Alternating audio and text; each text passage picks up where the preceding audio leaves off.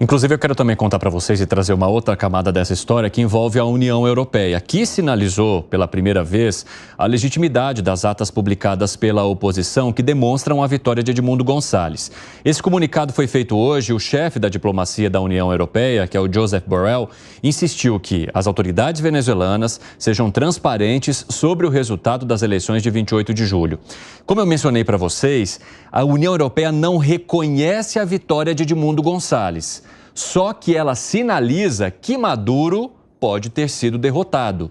Em uma das falas ali de Borrell, ele fala o seguinte: de acordo com essas cópias publicadas das atas, Edmundo Gonçalves Urrutia parece ter sido o vencedor das eleições presidenciais por uma maioria significativa. Fábio Piperno, eu quero saber de você de que maneira que a demonstração da União Europeia pode trazer um molho a mais ou um peso a mais para essa história, aproveitando que o pessoal da rádio está de volta e a gente está falando aqui de todas as camadas que envolvem agora a situação da Venezuela depois da eleição que, segundo a oposição, foi fraudada e agora há uma dificuldade também de se tomar o poder por Edmundo Gonçalves Urrutia, que teria sido eleito por ampla maioria ali no país vizinho. Fala, Piperno.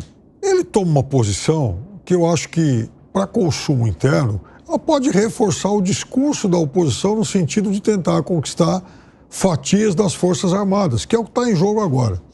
Do ponto de vista prático, não vai mudar absolutamente nada, porque a União Europeia está longe e provavelmente já deve ter muito poucos negócios com a ditadura venezuelana, até porque a Venezuela vive sob sanção econômica, né? Então, também, do ponto de vista prático, não faz diferença alguma agora. Mas é um recado político. De qualquer forma, só queria chamar a atenção para uma coisa que o Alan disse.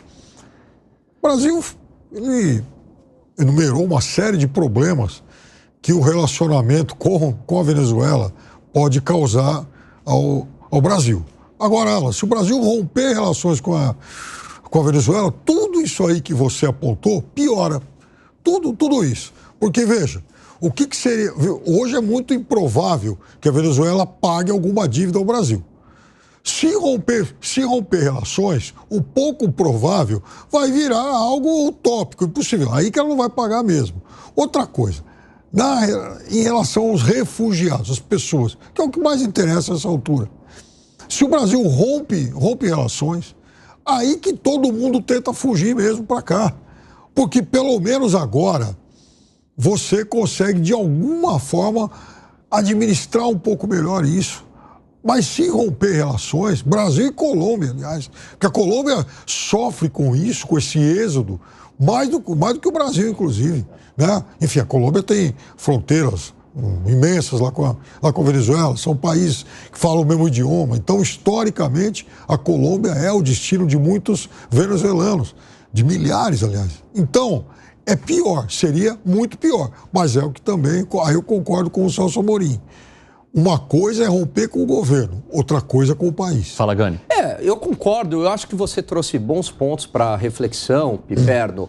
Agora, a política também que foi adotada durante muitos anos ajudou a fazer com que a Venezuela chegasse neste estado ditatorial e com poder. O Brasil foi a galinha de ovos de ouro da Venezuela, porque houve financiamento ao regime venezuelano, houve relações econômicas, comerciais por meio do Foro de São Paulo, houve apoio. Então, o que não dá, e aí é o que eu defendo, é que o Brasil continue com aquela política adotada durante muitos anos, durante o governo PT, que favoreceu a Venezuela, que favoreceu, inclusive, economicamente a Venezuela. Isso não dá mais para continuar. Concordo, acho que você trouxe aqui boas... O ministro Celso Amorim acabou de falar que não se trata mais disso. Vamos ver, né? Porque também o apoio a Maduro começou a ficar muito caro. Quer dizer, é a esquerda se limpando na própria esquerda. A gente já viu isso ao longo da história. Quando aquela esquerda mais ditatorial começa a ficar muito cara, né? Começa a cruzar o limite, a própria esquerda se limpa na própria esquerda. Você tem um ponto político que é importante aí, que Curiosamente, a direita não está discutindo muito, que é o fato de que as posições de Lula e Celso Amorim, por exemplo, hoje, elas são diferentes, muito diferentes, para não dizer antagônicas à nota do PT. Então, mas esse é meu ponto, esse é meu ponto. Quer dizer, o apoio a Maduro começou a ficar muito caro politicamente. O presidente não é bobo, né? Estrategicamente, ele tem uma visão política, enfim, e ele sabe que esse apoio a Maduro começa a ficar muito caro para ele. Arremate, Segré. O Celso Amorim adaptou um pouco a temática, porque os governos da América Latina reconhecem governos, os governos europeus reconhecem estados. Por isso é que a União Europeia não aceita ainda, mesmo com as atas, a vitória do González Urrutia. Mas vou um pouquinho mais longe.